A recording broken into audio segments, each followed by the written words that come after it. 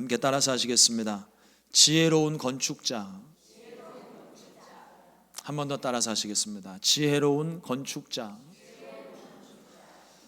오늘 함께 본독한 고린도전서 3장 10절로 17절의 말씀을 가지고 지혜로운 건축자라는 제목으로 함께 말씀의 은혜를 나누겠습니다. 아주 옛날로 한번 좀 돌아가 볼까요? 아기돼지 삼형제 이야기를 다들 아십니다. 간단히 정리해 보면 아기돼지 삼형제가 살았는데, 첫째는 나무로 집을 짓고, 둘째는 지프로 집을 짓고, 셋째는 벽돌로 집을 지었대요. 그런데 어느 날 늑대가 나타나서 무슨 그렇게 폐활량이 좋은지는 모르겠지만 후 하고 불었더니 나무집도 날아가고 지프로 지은 집을 갑니다. 그 벽돌집에 들어가 있으니까 이 늑대가 무슨 똥배짱인지 또 그 벽돌집을 불겠다고 후 불었는데 얼굴이 파랗게 질리도록 불어도 안 넘어가는 겁니다. 그래서 이 늑대가 방법을 바꿔서 플랜 B를 적용을 해요. 그래서 굴뚝을 타고 들어가기로 했습니다.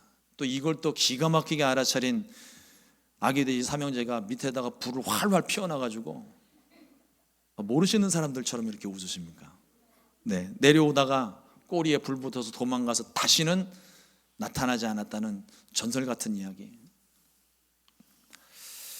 제가 미국에 와서 저에게 있어서 여러 가지 많은 것들을 배우고 깨달은 것들이 많이 있지만, 그 중에 하나, 큰 것 중에 하나가 뭐냐면 집을 좀 고칠 수 있게 되었다는 거예요. 한국에 있을 때는 감히 꿈도 못 꿉니다. 벽이 전부 콘크리트 시멘트 벽으로 되어 있으니까 뚫을래도 뚫을 수도 없고 장비도 비싸고 엄두를 못 내죠. 그런데 미국에 왔더니 다 집들이 나무로 되어 있어서 저 처음엔 그게 이해가 안 됐어요. 왜 미국 집들은 다 나무로 집을 지어놨는지. 기본 골격을 철근으로 세우면 토네이도가 불어도 끄떡없을 텐데, 이건 나무로 지어놓으니까 바람 불면 쓰러지죠, 기울어지죠, 집이 찢어진다는 표현을 미국에 와서 처음 들었어요. 그 나무로 짓는 집들을 보면서 참 처음엔 이해가 안 되는데 나중에 그걸 깨달았습니다. 집을 수리하는 게 너무 편해요. 내가 원하면 벽에 구멍을 뚫을 수 있고요, 70불이면 홈디포 가가지고 이 벽 뚫는 톱을 살 수가 있습니다. 그걸 사서 집을 뚫어서 안에 있는 내장재도 바꾸고 집 모양도 바꾸고 방의 구조도 바꾸고 벽도 허물었다가 세웠다가 내 맘대로 할 수 있는 게 미국 집이더라고요. 이런 집들을 고치는데, 내 집이라고 생각을 하면, 내 집을 고치는 일을 하면 자재를 싸구려를 쓰지를 않습니다. 기왕이면, 그러니까 예전에 제가 미국에서 집을 구입을 할 때 그 리얼터 집사님이 저한테 하신 얘기가, 목사님 이제 집을 사셨으니까 홈디포랑 친하게 지내셔야 됩니다 그러시더라고요. 처음에 그 말을 이해를 못했는데 한번 집에 손을 대기 시작하니까 그 말을 알겠어요. 어떤 때는 하루에 한 번 갈 때도 있고, 어떤 때는 아침에 갔다가 점심에 갔다가 저녁에 갔다가 문 닫기 직전에 가서 뭘 또 사와는 일도 있고, 어쨌든 그런 것들을 가지고 재료를 구입을 해서 집을 고치는데, 내 집이면은요 기왕이면 좋은 걸 써요. 다 똑같이 보이는 재료라도 조금 더 비싼 거 사요. 왜냐하면 내 집이니까, 내가 쓰는 거고 내 가족들이 쓰는 거니까. 가전제품도 그렇지 않습니까? 기왕이면 최신품, 기왕이면 좀 예쁘고 편리한 거, 최신 기능이 들어간 거, 내 가족이 쓰는 거고 내가 쓰는 거니까 제일 좋은 거를 조금 무리를 해서라도 쓴단 말이죠. 근데 이 집이 내 집이 아니면, 이 가전제품이 내가 쓰는 게 아니면 그런 거 고려 안 해요. 호주머니가 허용하는 범위 내에서만. 아니, 어쩌면 그러면 안 되는 일이지만 남의 집을 공사해 주는데 조금 이윤 남기려고 좀 싸구려 재료 쓰고, 디자인 별로 고려 안 하고 그냥 그렇게 막 하려고 한다는 거죠. 아무래도 내 집이 아니니까 조금 관심과 정성이 좀 약해질 수가 있는 것 같습니다. 만일 근데 우리가 하나님의 집을 짓는다면요, 내가 사용하는 내 집도 이렇게 정성 들여 짓는데 나를 구원하신 하나님의 집을 짓는다면요, 우리가 어떤 모습으로 성전을 지어야 될까요? 어떤 모습으로 하나님의 집을 지어야 되겠습니까? 성경에 보니까 다윗이 하나님의 집을 짓고자 했습니다. 물론 피를 많이 흘린 까닭에 하나님이 다윗에게 성전 짓는 것을 허용하지 않으세요. 그런데 하나님이 허락지 않으셨다고 다윗이 포기할 다윗이면 성경에 기록도 안 됐을 거예요. 이 다윗이 하나님께서 금지하신 것, 금지는 아니고 하나님이 성전 짓는 걸 허락지 아니하신 것에 포기를 하지 않고 자기 아들 솔로몬이 성전을 세울 수 있도록 설계 도면부터 모든 재료를 그가 살아있는 동안에 다 준비를 해놓습니다. 어린 나이에 왕위에 등극한 솔로몬이 즉위 4년 만에 공사를 시작하고 7년 반 만에 공사를 완료할 수 있었던 건 아버지 다윗이 다 준비를 해놨기 때문에 그래요. 그런데 성경에 보면 이 다윗이 재료를 구입을 할 때 싸구려를 구입하지 않습니다. 세계에서 제일 좋은 거를 골라요. 어떤 재료보다 귀하고 값진 재료들을 골라서 하나님의 성전을 짓는 재료로 다 삼아 놓습니다. 하나님의 집이기 때문에 그래요. 내 집도 좋은 것을 쓸 줄 아는데 하물며 하나님의 집입니까? 가장 좋은 것, 내가 구할 수 있는 범위에서 가장 좋은 것, 최상의 것들을 준비를 해서 뭐 수입을 해서는 거기 재료들 보면 전부 국산이 아니에요. 전부 수입산이에요. 제일 좋은 것, 그 지역에서 구할 수 있는 가장 좋은 것들을 구해서 하나님의 성전을 짓는 재료로 다 준비를 해 두었습니다. 우리가 미국에 살면서 우리는 평생토록 집을 짓고 관리하면서 살아가는 것 같아요. 육신의 집은 눈에 보이는 대로 수리하고 관리를 하면 됩니다. 그리고 또 한 가지 우리가 집을 짓고 사는데 믿음을 가진 그리스도인들은요, 영의 집을 세우면서 살아갑니다. 우리가 하루하루를 살아갈 때 결코 이 시간을 소홀히 할 수 없는 이유는 영의 집, 내가 장차 살아갈 그 집은요, 내 집인데 이 땅에서 사는 동안에 그 집을 준비를 하는 거예요. 이 땅에서의 모든 시간은 영의 집을 세우는 시간들입니다. 그러니 그 시간을 우리가 허비할 수 없는 거예요. 내 집이거든요. 내가 살아야 되는 집입니다. 우리의 삶이 재료가 되는 거예요. 내가 어떤 모습으로 살아가는지, 어떤 모습으로 순종하는지, 이것에 대해 이 모든 것들이 영의 집을 짓는 재료가 되어져서 장차 우리가 하나님 앞에 갔을 때 하나님께서 우리에게 주시는 상급으로 돌아오게 되는 겁니다.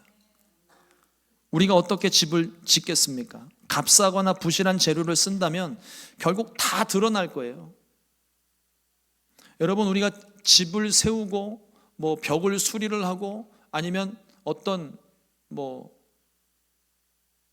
새로운 것들을 만들어내게 될 때 미국에서는 반드시 인스펙터에게 인스펙션을 받아야 됩니다.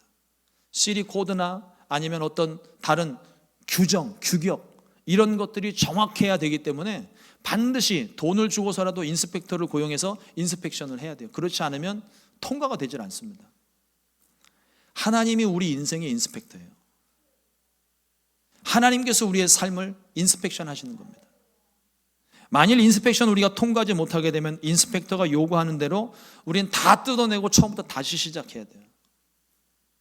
우리는 하나님을 주인으로 모신 하나님의 성전이라고 오늘 말씀이 기록합니다. 고린도전서 3장 16절 말씀에 너희는 너희가 하나님의 성전인 것과 하나님의 성령이 너희 안에 계시는 것을 알지 못하느냐.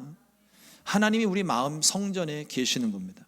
우리가 예수를 믿을 때 하나님 나라가 우리 안에 임했는데 하나님의 나라는 통치 개념이에요.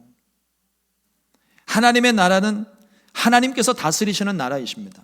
거룩하신 하나님이 다스리시기 때문에 하나님의 성전은 거룩할 수밖에 없고 거룩해야 됩니다.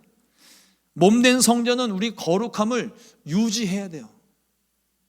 이 땅에 사는 동안에 우리는 영의 집을 준비하며 사는데 오늘 말씀에 영의 집을 세우는 두 가지 조건, 두 가지 배경에 대해서 말씀을 합니다. 첫 번째로 반석 위에 세우는 집입니다.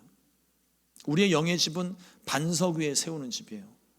고린도전서 3장 11절 말씀에 이 닦아둔 것 외에 능히 다른 터를 닦아둘 자가 없으니 이 터는 곧 예수 그리스도라. 예수님을 나의 구주로 믿어야 비로소 영의 집을 세울 수 있습니다. 예수님 믿지 않고 영의 집을 세우는 건 불가능해요. 예수님을 믿지 않으니까 영의 집의 존재도 깨닫지를 못합니다. 혹시라도 예수님 믿고 있는데 영의 집에 대해서 생각하지 못하신다면 오늘 이후부터는 영의 집에 대해서 생각을 하셔야 돼요. 건물을 세울 때 보면, 또 무거운 물건들을 지탱해 놓을 때도, 세울 때도 보면 바닥에 단단한 무엇인가가 있어야 됩니다. 물컹물컹하거나 울퉁불퉁한 곳에 세워두면 그 집이 흔들리거나 물건이 쓰러지고 말 거예요. 영의 집은 예수님을 믿는 믿음의 반석 위에 세우는 집입니다. 그 반석은 어제나 오늘이나 영원토록 변함없는 예수 그리스도이십니다. 그 예수 그리스도의 반석 위에 우리의 집들을 세우는 거예요. 오늘의 말씀의 요지는 구원 여부에 있지 않습니다. 구원 이후에 하나님 앞에서 얻게 될 상급에 대한 말씀이에요. 예수 그리스도라는 반석 위에 주는 그리스도시요 살아계신 하나님의 아들이시라고 고백했던 그 믿음 위에 세워진 집에 관한 말씀입니다. 이 땅의 집은 무너지겠지만 영의 집은 변함없으신 예수님 위에, 예수님을 믿는 믿음 위에 세워진 집이기 때문에 절대로 무너지지 않습니다. 세상의 집들은 토네이도가 불고, 오늘 예배 시작되고 난 다음에 나가보질 않았는데 오늘 바람이 많이 분다고 그랬거든요. 이렇게 바람이 불면 막 지붕도 막 움직이잖아요. 삐걱삐걱 소리 나고, 나무로 지어놔가지고. 세상의 집들은 이렇게 흔들림이 있고 지진만 일어나도 조금만 흔들려도 집이 틀어지고 문짝이 닫히질 않는다. 그러나 영의 집은 이 세상과는 다른 변함이 없으신 예수 그리스도라는 반석 위에 세워진 집이기 때문에 세상 일들의 영향을 받지 않습니다. 세상에 바람이 불고 문제가 생겨도요, 그건 부는가 보다, 문제가 있나 보다 하고 넘어가야 돼요. 그걸 고민을 하기 시작하면 그때부터 내 마음이 힘들어지고 내 마음이 막 흔들리는 거죠. 이 믿음은요, 내가 믿고 싶은 신념이 아닙니다. 진리를 믿는 믿음이에요. 진리를 따르는 것입니다. 만일 이 믿음이 흔들린다면 교회는 온전하게 설 수 없습니다. 영의 집도 흔들리고 무너지고 말 거예요. 믿음이 없다면 말이죠. 그러므로 예수님에 대한 믿음이 확실해야 됩니다. 그래야 흔들리지 않아요. 제가 신학교에 다니고 있었을 때 한 교수님의 수업을 듣다가 신학도 포기하고 믿음도 포기할 뻔했던 사건이 하나 있었습니다. 그 교수님 말 한마디가 제 마음 가운데 콕 들어왔는데, 이게 의심이 한번 시작이 되더니 멈추지 않고 계속 의심이 커져가는 거예요. 학기 초에 그 말을 듣는 바람에 한 학기 내도록 그 교수님 수업을 계속 도망 다녀야 됐습니다. 듣고 싶지가 않았고, 심지어는 제가 신학을 포기하는 게 아니라 믿음조차 포기하고 싶었던 때가 있었기 때문에 수업이 들어오질 않으니까 이건 시간 낭비라고 생각을 했고 막 도망 다녔던 그런 기억이 있어요. 그런데 학기가 끝날 때쯤 이대로는 안 되겠다 싶어서 그 교수님을 찾아가서 물어봤습니다. 그때 이런 말씀을 하셨는데 그게 제 마음 가운데 남아있어서 지금 저는 신학을 포기하려고 생각을 합니다. 차마 교수님 앞에서 믿음을 포기하겠다는 말은 못 하겠더라고요. 근데 그 교수님이 그 이야기를 들으더니 박장대소를 한번 웃으시는 거예요. 난 심각해 죽겠는데 이 양반이 막 웃으시더라고요.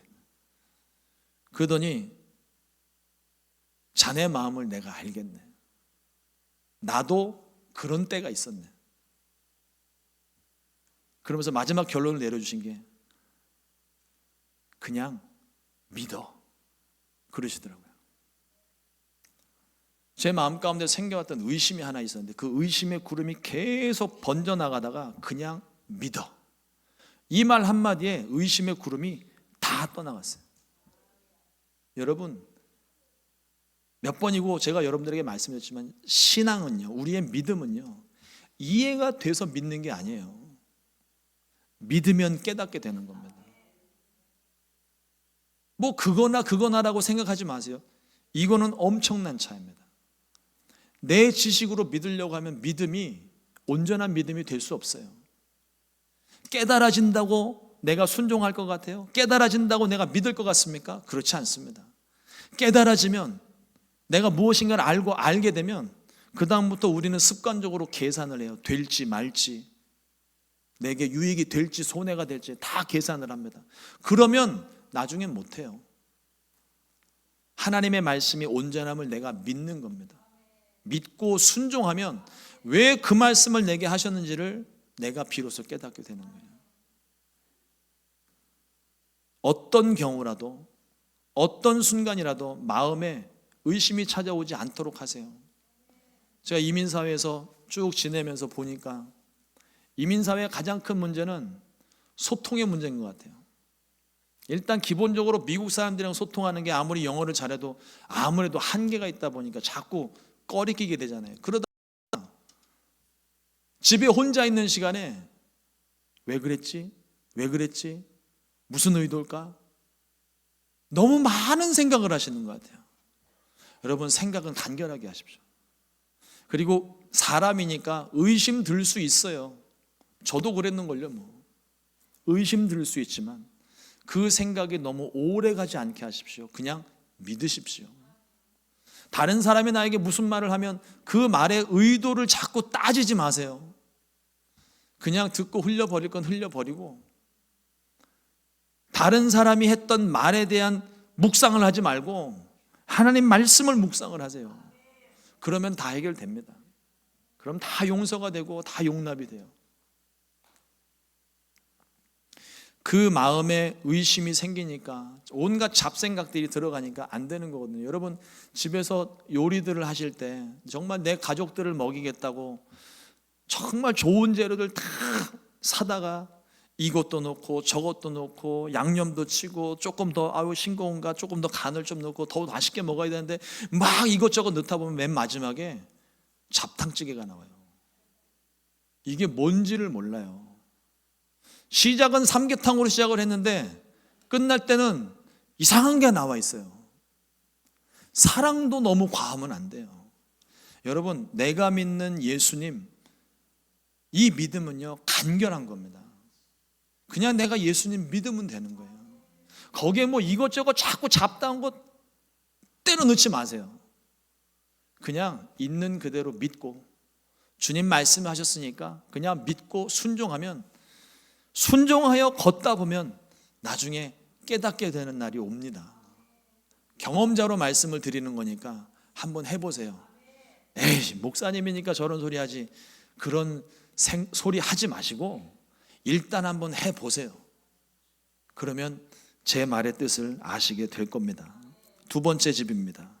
불시험을 통과하는 집이라고 그랬습니다. 고린도전서 3장 13절 말씀에 각 사람의 공적이 나타날 터인데 그날이 공적을 밝히리니 이는 불로 나타내고 그 불이 각 사람의 공적이 어떠한 것을 시험할 것임이라.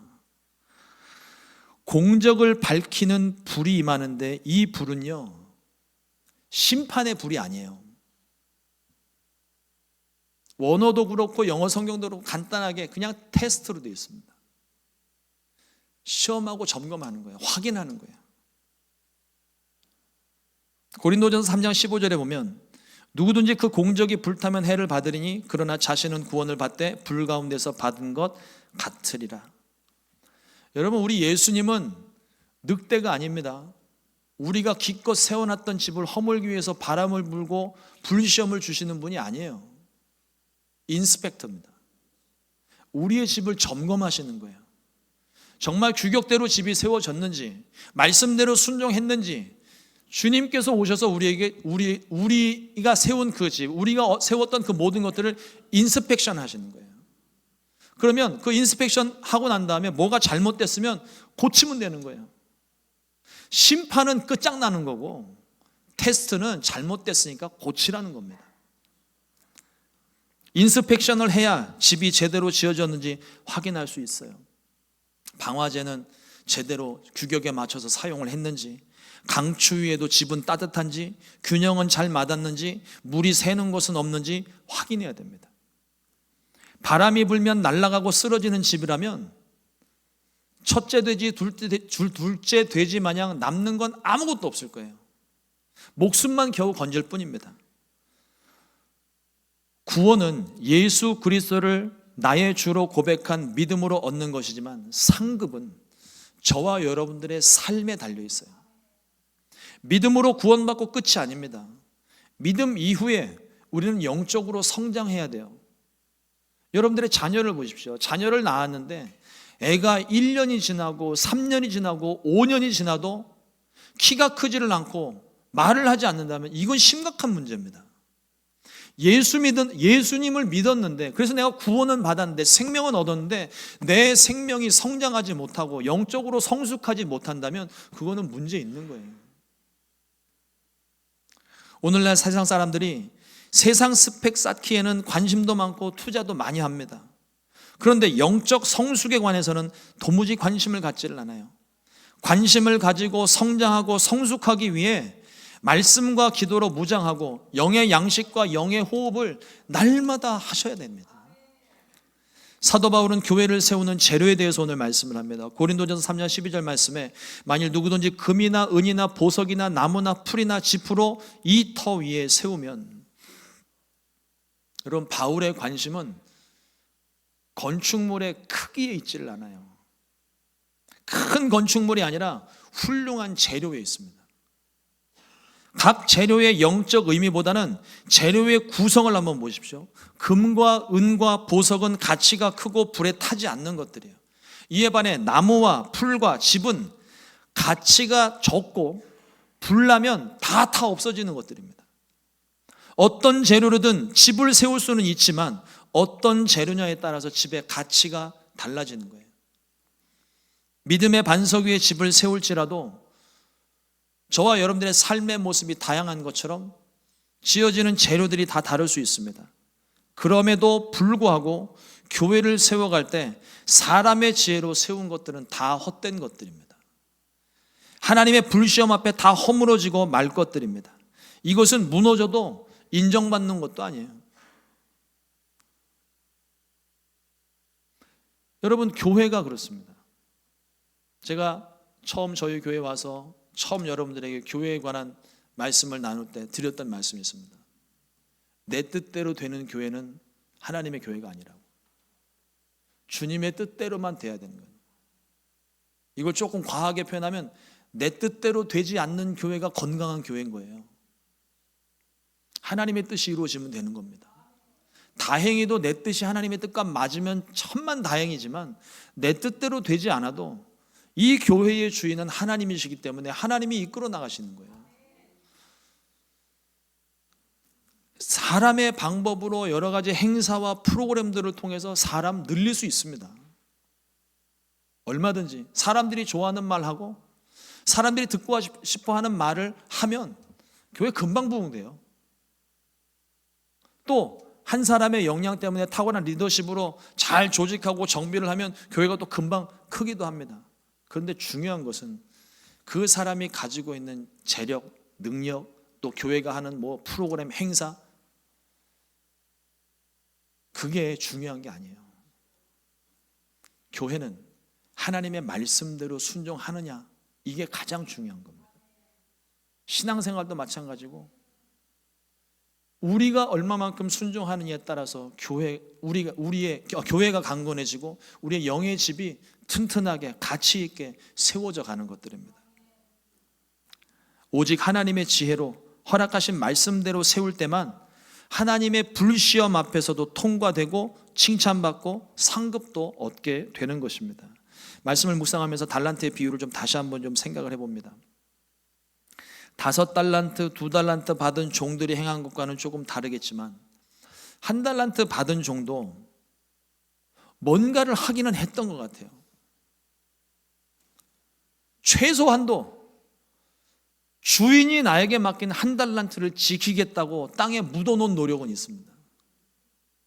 그래서 원금은 지킨 거 아니에요. 하지만 그 계획은, 이 종의 계획은 주인의 계획과 달랐습니다. 주인은 맡긴 달란트에 따라 일하기를 원했지만 종은 주인의 달란트는 묻어두고 자기 먹고 살 문제로 다른 일을 한 것 같아요. 그에 대한 평가는 악하고 게으른 종입니다. 주인이 허락하신 것 외의 일들은 아무리 열심히 일했어도 그건 인정받지 못하는 거예요. 이 달란트를 보십시오. 나누어 줄 때 앞에 표현을 보면은요, 주인이 종들의 분량에 따라 달란트를 나눠줬습니다. 그 종이 5달란트를 감당할 수 있는 종에게는 5달란트를 줬고 2달란트를 감당할 수 있는 종에게는 2달란트를 준 거예요. 1달란트 받은 종도 1달란트를 감당할 수 있으니까 1달란트를 맡긴 겁니다. 그리고 우리가 이 달란트 비유에서 자꾸 곁길로 나가는 게 뭐냐면 뭔가를 남기는 거를 자꾸 생각을 해요. 여러분, 달란트의 비유의 핵심은 남기는 게 있지 않아요. 1달란트 받은 종이 책망을 받으니까 내 주인이 이윤을 남기는 것을 목적을 가지고 있는 것 같아서 내가 묻어두었다라고 표현을 했는데, 여러분, 그 주인이 이 종에게 1달란트 받은 종에게 뭐라고 얘기를 하냐면, 내가 이윤을 추구할 것 같았으면 은행에다 맡겼지 내가 너한테 맡겼겠느냐고 말을 합니다. 그러니까 이 말의 뜻은 남기는 게 목적이 아니라는 거예요. 1달란트를 주었으니까 그 1달란트만큼의 일을 하라는 거예요. 주인이 종들의 모든 것을 확인을 했기 때문에 맡겼으므로 아마 이 1달란트 받은 종이 두려워서 묻어두었지만 두려움을 뚫고 그 1달란트로 뭔가를 했다면 5달란트, 2달란트 받은 종처럼 이 1달란트 받은 종도 1달란트를 반드시 남겼을 거예요. 평가가 그겁니다. 악하고 게으른 종아. 같이 좀 생각해 볼게. 마태복음 7장에서도 예수님께서 말씀하셨는데 반석 위에 집을 지은 지혜로운 사람과 모래 위에 집을 지은 어리석은 사람 이야기를 하십니다. 예수님의 말씀을 듣고 행하는 사람이 지혜로운 사람이고 예수님 말씀을 듣고도 행하지 않는 사람이 어리석은 사람이에요. 중요한 조건입니다. 주님의 뜻대로 행하는 자가 지혜로운 사람이고 그 사람이 반석 위에 집을 짓는 사람입니다. 1달란트 받은 자가 악하고 게으른 종이 되었던 이유는 일을 하지 않은 데 있는 것이 아니라 주인의 말을 듣고도 순종하지 않은 데 있는 거예요. 모습은 비슷해 보입니다. 하지만 초점이 달라요. 일을 하지 않은 게 문제가 아니라 말씀에 순종하지 않은 게 문제라는 겁니다. 적게 남긴 것은 문제가 되지를 않아요. 예수님께서 우리의 반석 되셨습니다. 교회는 반드시 그리스도의 반석 위에 세워져야 됩니다. 우리의 마음의 성전도 예수 그리스도라는 반석 위에 세워져야만 합니다. 어느 누구도 그 어떤 것도 예수님을 대신할 것은 없어요.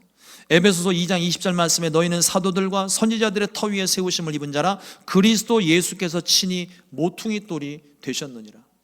이 모퉁이 돌이 뭔지 아세요? 여러분, 이 벽과 뒤에 있는 벽이 서로 벽이 연결될 때 벽과 벽을 지탱해 주는 모퉁이 돌, 벽과 벽을 지탱해 주는 연결하는 돌인 거예요. 이게 제대로 세워져 있어야 건물이 흔들리지가 않는 겁니다. 사랑하는 성도 여러분, 예수님을 믿고 성령을 모신 우리 모두가 교회고 성전입니다. 성령님을 모신 각 사람의 마음 성전이 이 성전들이 모여서 교회 공동체를 이루고 그리스도의 몸을 이루는 거예요. 에베소서 2장 21절로 22절에 보면 그의 안에 건물마다 서로 연결하여 주 안에서 성전이 되어가고 너희도 성령 안에서 하나님이 거하실 처소가 되기 위하여 그리스도 예수 안에서 함께 지어져 가느니라. 요즘 세상에 사람들 사이에 나 홀로 신앙생활 한다는 사람들이 많아요. 하나님의 성령이 너희 안에 거하심으로 성전 되었다는 말을 잘못 이해해가지고 교회 나가지 않아도 내가 내 신앙 지킬 수 있다고 말하면서 교회는 출석하지 않고 인터넷으로 돌아다니면서 예배 드리시는 분들이 많습니다. 물론 개인적으로 그렇게 신앙생활 할 수는 있어요. 그러나 교회를 이루지는 못합니다. 여러분, 오늘 말씀이 분명히 말합니다. 그리스도 예수 안에서 함께 지어져 가는 거예요. 교회 공동체는 나 홀로 지내는 게 아니라 함께 세워져 가는 것입니다. 요한계시록 21장에 보면 새 예루살렘의 기초석은 12기초석인데 여기에 12사도의 이름이 새겨져 있다고 기록되어 있습니다. 우리의 이름을 나타내기 위해 신앙생활하는 것이 아닙니다. 하나님께 기억되는 예배자, 하나님께서 기뻐하시는 성전이 되어야 되는 거예요. 이 12기초석을 놓고 봤을 때 전에 한번 말씀을 드렸는데, 여러분 큐빅이 박혀져 있는 보석이 하나 있는데 이 큐빅이 다 제대로 제 위치에 있을 때에 이게 가치가 있는 것이지, 그 중에 큐빅 하나가 빠지고 보석 하나가 빠지면 이건 가치를 잃어버리는 거예요. 완전 온전해지지 못하는 겁니다. 12보석이 기초석으로 세워진 것, 12사도들의 이름이 세워져 있는 것, 여러분 여기에 중요한 의미가 있습니다. 저와 여러분들이 예배하는 바로 여러분들의 자리, 하나님이 기억하고 계신다는 거예요. 그 자리는 여러분들이 앉아 계셔야 되는 자리인 거예요. 여러분 새벽 예배 때마다 또 주일 예배 드릴 때마다 제가 여기서 이렇게 예배를 드리다 보면 늘 성도님들이 앉으시는 자리에 앉으세요. 그래서 이렇게 앉으시는 자리에 이렇게 앉으시다가 그분이 어떤 일이 있어서 안 나오시면 그게 한눈에 확 들어옵니다. 여러분들 뭐 나 하나 빠진다고 뭐 목사님이 알겠어? 다 알아요. 다 보여요 여기서는. 그리고 저 아니어도 여러분들의 출석을 점검하시는 분들이 있습니다. 다 보고가 올라오거든요. 담임 목사인 저만 해도 여러분들의 앉은 자리를 기억을 하는데 하물며 하나님이시겠습니까? 하나님이 여러분들을 기억하시는 거예요. 여러분들이 예배하는 이 자리, 이게 그냥 보통 자리가 아닌 겁니다. 여러분들이 그 앉은 자리에서 기도하는 그 기도가 예수 그리스도의 반석에 새겨지는 거예요. 내가 내 기도를 하고 있지만, 하나님의 목적을 위해서 기도하고 있지만, 수많은 말들을 쏟아내지만 새겨지는 이름은 내 이름입니다. 내 이름이 반석 위에 새겨져서 주님이 기억하시는 예배자가 된다는 거예요. 그러므로 각자의 자리에서 주님의 뜻대로 순종할 때 함께 모여서 12기초석이 완성되는 것처럼 우리 순복음 식가국의 성도님들 한 분 한 분이 각자 있는 자리에서 자리를 채우고 그 자리에서 예배하고 찬양하고 기도하는 모습, 그것을 통하여 우리 순복음 식가국 교회가 완성되어져 가는 거예요. 어느 누구 하나만 돋보이는 것이 아니라 아름다운 화합이 이루어져야 되는 겁니다. 예수님은 성전을 향해서 내 집은 만민의 기도하는 집이라고 말씀하셨습니다. 우리가 성전에서 기도하는 것은 단순한 신앙생활이 아니라 하나님의 집에 우리의 이름을 새겨넣는 일입니다. 그 이름은 사람들의 눈에는 보이지 않지만 하나님께는 생생하게 기억되는 이름입니다. 불시험이 임하게 될 때에 세상의 것들은 다 불타 없어지겠지만 하나님의 말씀에 순종하여 새겨진 것은 영원히 기억될 거예요. 여러분, 우리가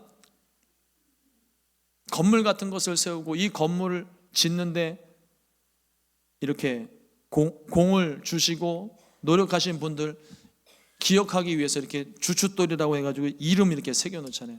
이 주춧돌을 나무로에다가 새기는 사람이 없어요. 혹시라도 불이 나거나 혹시라도 집이 무너지면, 이게 세월이 되면 나무에 새겨놓은 거는 언제고 사라져도 사라져요. 불타 없어지기도 합니다. 그런데 돌에 새겨놓은 것은 흔들려도 무너져도 불타 없어져도 돌은 타지가 않으니까 그 이름이 영원히 남는 것처럼 내 이름이, 하나님께 예배하는 내 이름이 새겨진, 내 이름이 반석 위에 새겨지게 되면, 영원토록 불변하는 예수 그리스도라는 반석 위에 새겨지게 되면 내 이름은 영원히 기억되는 거예요. 얼마나 놀라운 은혜입니까? 하나님이 기억하시는 우리의 모습은 세상에서 방황하며 흔들리는 모습이 아니라 만민의 기도하는 집에 엎드려 기도하는 변함없는 모습입니다. 우리의 기도를 통해서 하나님 나라가 강건하게 세워지고 거룩함을 회복할 수 있게 되기를 주님의 이름으로 축원합니다. 우리 교회가 그리스도를 향한 영원한 믿음의 반석 위에 또 가치 있고 변함없는 재료들을 사용하고 기도로 한 땀 한 땀 거룩함을 새겨넣는 성령 충만하고 지혜로운 교회가 되기를 간절히 소망합니다. 기도하겠습니다. 하나님 감사합니다. 오늘도 주의 말씀 허락하여 주시고 하나님 말씀